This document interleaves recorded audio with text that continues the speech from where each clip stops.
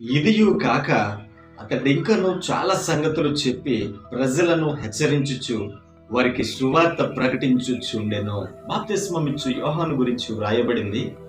చాలా సంగతులు చెప్పి ప్రజలను హెచ్చరిస్తున్నాడట, సువార్తను తెలియపరుస్తున్నాడట. ఒక వర్తమానంలో ఉండవలసినది హెచ్చరిక, సువార్త అనే విషయాన్ని ఇక్కడ గమనిస్తూ ఉన్నాం.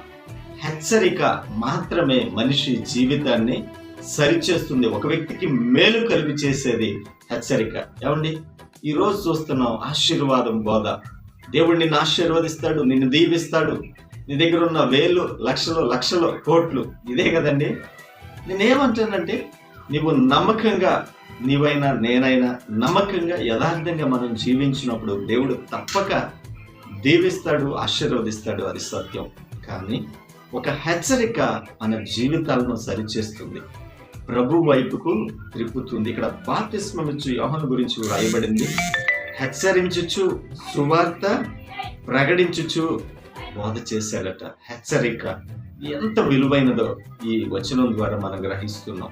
అటువంటి హెచ్చరికను పొందుకొని క్రీస్తు రూపులోనికి, దేవుని చిత్తంలోనికి, ఆయన చిత్తానుసారమైన వ్యక్తిగా నీవు సిద్ధపడుతున్నావా?